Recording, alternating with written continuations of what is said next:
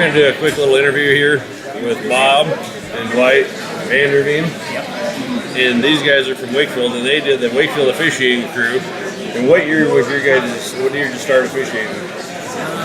Started in the early 80s, right? Early 80s, 84, so 83, 84. Yeah, we started off as a JC group first, and then went into just Wakefield Derby officiating. But all your guys were local Wakefield. Yes. Yeah.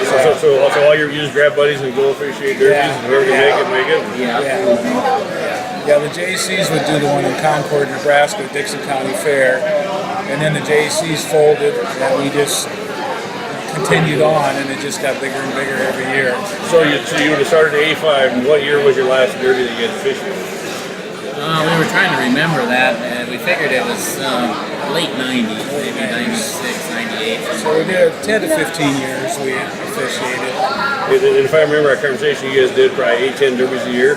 Yeah, I think in the 15 we were up to 15. 15 derbies a year? Some of them were doubles, so we'd have to split up our group. We had a core group of 6 people, and then sometimes we'd bring in other people, and we'd have like 4 go to this derby, 4 go to that derby.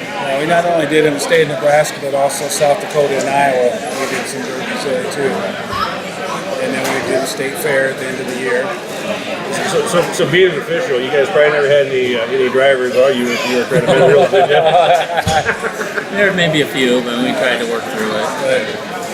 But I ended up, we all ended up good friends. We had, it was all a learning experience, and a lot of times when they complained, they had a reason, and we'd get the good out of it and try and, make things safer and better for everybody.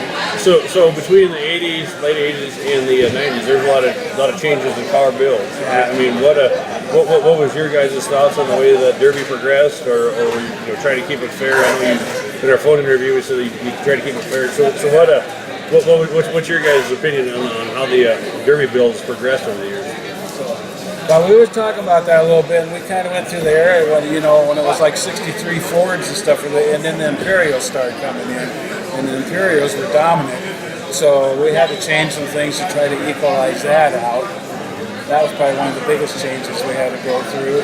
Yeah, and then a lot of the drivers, they were getting more professional too, and building their cars a lot stronger and things like that, which kind of made it unfair for the ones that didn't do a lot of work, but there's not a lot you can do about that. It's just part of taking the time to do it and not taking the time to do it. So.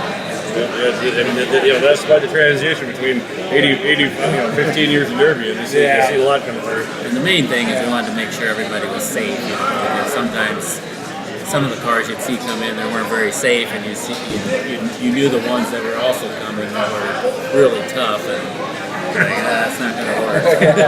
Well, you're sitting a little bit tighter there, but And we had a lot of issues with the welding too, to try and minimize the welding. Allow enough welding to keep it safe, but yet to where you aren't just welding them into a tank too. So did your wives and kids go with you when you guys officiated?